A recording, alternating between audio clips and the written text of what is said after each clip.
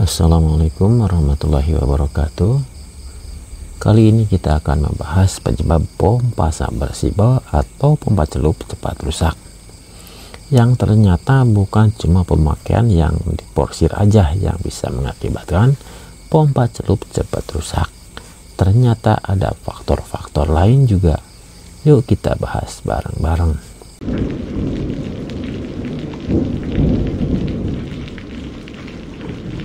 Yang pertama adalah listrik tegangannya terlalu rendah ya. Biasanya yang tegangan listrik rendah posisi rumahnya jauh dari gardu listrik. Cara ngeceknya, di kilometer cukup tekan 41 lalu enter. Itu berlaku bagi kilometer yang pakai pulsa ya. Dan tegangan pun ditampilkan di layar. Dan bila tegangan yang muncul kurang dari 180 volt, sebaiknya pakai stapol aja. Tapi kalau memang di atas 180, biasanya aman-aman saja. Walaupun tegangan normal adalah di 220 volt. Dan yang kedua, memakai kabel murahan ya. Kita sering nemuin kasus-kasus kabel pompa submersible nyala kebakar. Ini sangat mengerikan sekali kan. Dan inilah kabel yang pernah kebakar.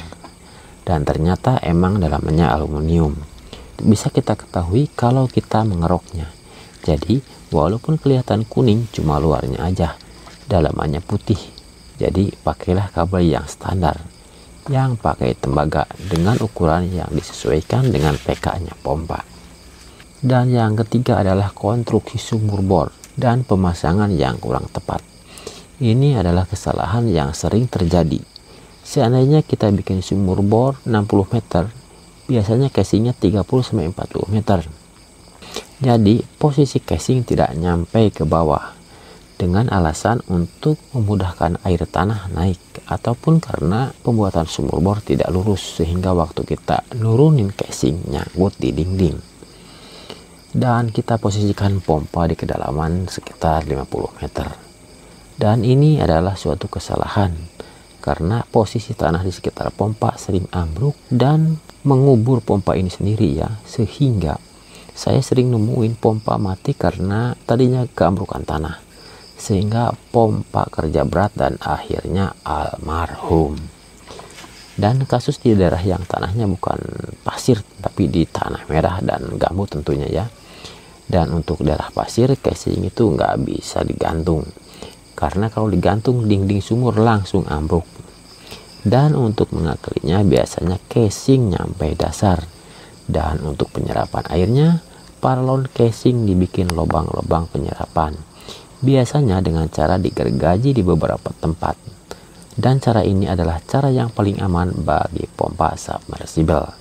Jadi casingnya diusahakan nyampe dasar sehingga pompa bisa aman dari resiko ketutup tanah karena dindingnya ambrol.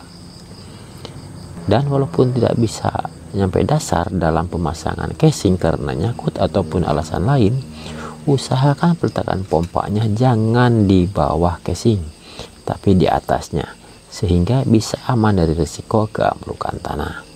Oke, mudah-mudahan video ini bermanfaat. Terima kasih sudah menonton dan selamat menonton video berikutnya. Assalamualaikum warahmatullahi wabarakatuh.